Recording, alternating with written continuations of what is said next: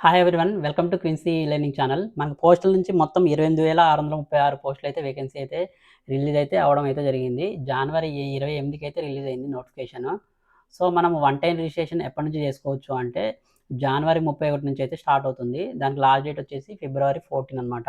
So, online application ఎప్పటి నుంచి మనం స్టార్ట్ చేయొచ్చు అంటే ఫిబ్రవరి 2 నుంచి అయితే అప్లై చేసుకోవచ్చు. లాస్ట్ డేట్ వచ్చేసి ఫిబ్రవరి 16. ఒకవేళ మిస్టేక్స్ ఏమైనా ఉంటే అప్లికేషన్స్‌లో మనం ఎప్పటి నుంచి కరెక్ట్ చేసుకోవచ్చు అంటే ఫిబ్రవరి 18 నుంచి అయితే కరెక్ట్ చేసుకోవచ్చు. అలానే ఫిబ్రవరి 19 వరకు అనమాట. అంటే ఒక రోజైతే ఉంటుంది కరెక్ట్ చేసుకోవడానికి ఏమైనా మిస్టేక్స్ ఏమైనా ఉంటే. మనకి మొత్తం 3 రకాలైన పోస్టులయితే ఉన్నాయి. బ్రాంచ్ పోస్ట్ మాస్టర్, బీపీఎం అంటారు దీన్ని. ఇంకొకటొచ్చేసి మనకి రెండోదొచ్చేసి assistant branch post master, ABPM అంటారు. ఇంకో థర్డ్ పోస్ట్ వచ్చేసి మనకి డాక్ సేవక్. ఈ 3 రకాల పోస్టులయితే మనకు ఉన్నాయి. సో, ఇందులో మీరు ఏది అప్లై చేసుకోవాలనుకుంటున్నారో అప్లై చేసుకోవచ్చు. ఇవి మనకి రిటన్ ఎగ్జామ్ అయితే ఉండదు. ఓన్లీ 10th మార్క్స్ మీద మనకి జాబ్ అయితే సెలెక్ట్ అయితే అవుతాం అనమాట. ఎవరికైతే ఎక్కువ మార్క్స్ వస్తాయో 10th క్లాస్‌లో వాళ్ళే అప్లై చేసుకోవచ్చు. వాళ్ళు ఈజీగా సెలెక్ట్ అయిపోతారు మార్క్స్ బేసిస్ పైననే. సో, సాలరీ ఎంతుంటుంది అంటే బీపీఎం పోస్టులకైతే సాలరీ 12,000 నుంచి 29,380 వరకైతే ఉంటుంది. అలానే ఏబీపీఎం ఇంకా డాక్ సేవక్ పోస్టులకి 10,000 నుంచి 24,470 వరకైతే ఉంటుందన్నమాట సాలరీ. అలానే ఏజ్ విషయానికొస్తే జనరల్ వాళ్ళకి 18 నుంచి 40 ఇయర్స్ వరకైతే ఉండాలి. ఎస్సీ, ఎస్టీ వాళ్ళకి 5 ఇయర్స్ రిలాక్సేషన్ ఉంటుంది. అలానే ఓబీసీ వాళ్ళకి 3 ఇయర్స్ రిలాక్సేషన్ ఉంటుంది. ఎకనామికల్లీ వీకర్ సెక్షన్ వాళ్ళకి నో రిలాక్సేషన్ ఏమైతే రిలాక్సేషన్ అయితే ఏముండదు. పర్సన్ విత్ డిజేబిలిటీ వాళ్ళకైతే 10 ఇయర్స్ రిలాక్సేషన్ ఉంటుంది.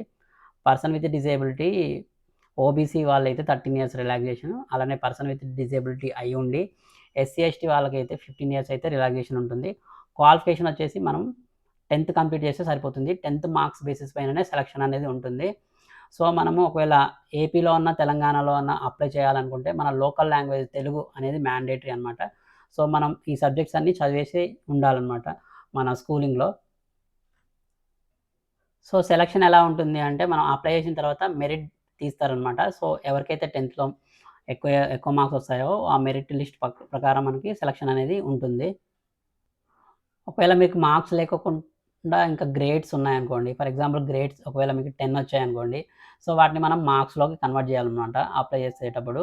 సో, అవి ఎలా కన్వర్ట్ చేయాలంటే ఇంటూ 9.5 తోటి మల్టిప్లై చేయాలి. ఇక్కడ చూసుకున్నట్లయితే 10 ఇంటూ 9.5 ఎంత? 95 కదా! సో, అక్కడ మనం 95 అనైతే రాయాలనమాట మార్క్స్. అంటే మొత్తం 100కి ఎంతొచ్చినట్లు మనకి 95 కింద వాళ్ళు కన్సిడర్ చేస్తారు. అలానే మీకు 9 పాయింట్స్ వచ్చుంటే 9.5 తోటి మల్టిప్లై చేయాలనమాట. ఎంతొస్తే మీకు అంత అక్కడ మార్క్స్ అనేది వేసేయాలక్కడ మీరు. సో, అలా మనం మార్క్స్‌లోకి కన్వర్ట్ చేసుకోవచ్చు. గ్రేడ్ పాయింట్స్ నుంచి మార్క్స్‌లోకి.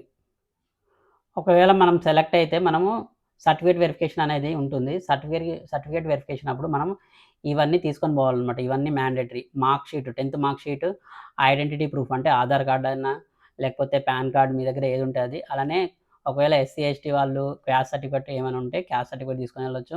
అలానే పర్సన్ విత్ డిజేబిలిటీ వాళ్ళు పర్సన్ విత్ డిజేబిలిటీ సర్టిఫికేట్ అనేది తీసుకొనెళ్ళాలి. అలానే ఈడబ్ల్యూఎస్ కేటగిరీకి చెందిన వాళ్ళు ఈడబ్ల్యూఎస్ సర్టిఫికేట్ అనేది తీసుకొని వెళ్ళాలి. అలానే transgender certificate, date of birth proof ఉంటే ఆ సర్టిఫికేట్ కూడా తీసుకొని వెళ్ళాలి అనమాట సర్టిఫికేట్ వెరిఫికేషన్ అప్పుడు. అలానే ఫీ విషయానికొస్తే జనరల్ వాళ్ళకి రూ. 100 అలానే ఎస్సీ, ఎస్టీ ఇంకా person with disability, trans women వాళ్ళకి ఫీజనేయితే లేదనమాట ఫీజు. మనం ఎలా అప్లై చేసుకోవాలి అంటే ఫస్ట్ వన్ టైమ్ రిజిస్ట్రేషన్ అయితే చేసుకోవాలి అనమాట. వన్ టైమ్ రిజిస్ట్రేషన్ చేసుకోవడానికి ఇక్కడ కనిపిస్తుంది కదా! indiapost.gov.in ఈ వెబ్‌సైట్‌లోకెళ్ళేసి మనం వన్ టైమ్ రిజిస్ట్రేషన్ అయితే చేసుకోవాలి. మన డీటెయిల్స్ అన్నీ ఇచ్చేసి మనము సబ్మిట్ చేయాలి. సబ్మిట్ చేసిన తర్వాత మనకి రిజిస్ట్రేషన్ నంబర్ ఇంకా పాస్వర్డ్ వస్తుందనమాట. సో, మన ఓన్ పాస్వర్డ్ క్రియేట్ చేసుకొని, సెట్ చేసుకొని మనం ఆన్‌లైన్ అప్లికేషన్ ఇక్కడ పార్ట్ బి అని ఉంది కదా! ఆన్‌లైన్ అప్లికేషన్ అనేది ఫిల్ చేస్తాము. ఒకవేళ మీకు ఆన్‌లైన్ అప్లికేషన్ ఎలా సబ్మిట్ చేయాలి అని ఒకవేళ మీకు డౌట్స్ ఉంటే కామెంట్ సెక్షన్‌లో అడిగి తెలుసుకోవచ్చు. మీ డౌట్స్ అన్నీ క్లారిఫై చేస్తాను. ఇక్కడ ఇంకొక ఇంపార్టెంట్ పాయింట్ ఏంటిదంటే మీరు డూప్లికేట్ రిజిస్ట్రేషన్స్ అనేది చేసుకోవద్దనమాట. అంటే డబుల్ టైమ్ మీరు రిజిస్ట్రేషన్ చేసుకోవద్దు. ఒకవేళ మీరు డబుల్ టైమ్ రిజిస్ట్రేషన్ చేసుకున్నారనుకోండి, వాళ్ళ అప్లికేషన్స్ అనేవి రిజెక్ట్ అనేది చేస్తారనమాట. మిమ్మల్ని కన్సిడర్ చేయరు ప్రాసెస్‌లో. సో, మీరు వన్ టైమ్ రిజిస్ట్రేషన్ చేసుకునేటప్పుడు మొత్తం ఇవన్నీ రెడీగా పెట్టుకోండి. మొబైల్ నంబర్ రెడీగా పెట్టుకోండి. అలానే మీకు ఏమైనా ఈమెయిల్ ఐడీ ఉంటే ఇది రెడీగా పెట్టుకోవాలి. అలానే మీకు ఏ ఇయర్‌లో పాస్ అయ్యారు, ఎన్ని మార్క్స్ వచ్చాయి ఇవన్నీ రెడీగా పెట్టుకోండి డాక్యుమెంట్స్. సో దట్ మీరు ఫిల్ చేయడానికి ఈజీగా ఉంటుందనమాట. సో, మనం వన్ టైమ్ రిజిస్ట్రేషన్ చేసుకున్న తర్వాత రిజిస్ట్రేషన్ నంబర్ ఇంకా పాస్వర్డ్ వస్తుంది కదా! సో, అది యూజ్ చేసుకొని మనం పార్ట్ 2 ఆన్‌లైన్ అప్లికేషన్ ఫార్మ్ అనేది ఫిల్ చేయాలన్నమాట. ఆ డీటెయిల్స్ తోటి. రిజిస్ట్రేషన్ నంబర్, పాస్వర్డ్ వస్తది ఎస్ఎంఎస్‌కి. అంటే మనం మొబైల్ నంబర్ ఇస్తాం కదా! ఆ మొబైల్ నంబర్‌కైతే మనకి రిజిస్ట్రేషన్ నంబర్, పాస్వర్డ్ వస్తాయి. ఆ డీటెయిల్స్ యూజ్ చేసుకొని మనం అప్లై ఆన్‌లైన్ మీద క్లిక్ చేసి మనం మన పర్సనల్ డీటెయిల్స్, ఎడ్యుకేషన్ డీటెయిల్స్ అవన్నీ మనం సెలెక్ట్ చేయాలన్నమాట. మొత్తం ఎంటర్ చేయాలి. సో, అలానే ఫోటో సిగ్నేచర్ గూడా అప్‌లోడ్ చేయాలనమాట. ఫీ గూడా ఒకవేళ ఎస్సీ, ఎస్టీ వాళ్ళకైతే ఫీజయితే ఉండదు. సో, ఎవరికైతే ఫీజుంటుందో వాళ్ళు గూడా ఫీజనేది పే జేసేసి ఆన్‌లైన్ అప్లికేషన్ కంప్లీట్ జేసుకోవచ్చు. సో, ఫోటో సైజ్ ఎంతుండాలి అంటే 30 కేబీ నుంచి 100 కేబీ వరకైతే ఉండాలనమాట. అలానే బ్యాక్‌గ్రౌండ్ వచ్చేసి వైట్ బ్యాక్‌గ్రౌండ్ ఉండాలి మీ పాస్‌పోర్ట్ సైజ్ ఫోటో. అలానే లైట్ కలర్డ్ ఏదైనా లైట్ కలర్‌ది ఉన్నా గూడా సరిపోతుందనమాట. అలానే సిగ్నేచర్ వచ్చేసి జేపీఈజీ ఓన్లీ ఈ ఫార్మాట్‌లోనే ఉండాలి. సైజ్ వచ్చేసి 20 నుంచి 100 కేబీ మధ్యలో ఉండాలి. అలానే బ్యాక్‌గ్రౌండ్ వచ్చేసి ప్లెయిన్ వైట్ ఉండాలి. మీకు సిగ్నేచర్ క్లియర్‌గా ఉండాలి అనమాట. సో, ఏపీ ఇంకా తెలంగాణ ఆ రీజియన్‌లో మీరు అప్లై చేయాలనుకుంటే మీకు తెలుగు అనేది మ్యాండేటరీ అనమాట. సో, మీ ఆ స్కూలింగ్‌లో తెలుగు అనేది ఒక సబ్జెక్ట్‌గా ఉండుండాలనమాట. సో, మీకు తెలుగు తెలిసి ఉంటే మీరు అప్లై చేసుకోవచ్చు. సో, మరిన్ని అప్డేట్స్ కోసం మీరు ఈ ఛానెల్‌ని ఫాలో అవుతుండండి. అలానే మీకు ఒకవేళ ఏమైనా డౌట్స్ ఉన్నా గూడా మీరు అడిగి తెలుసుకోవచ్చు.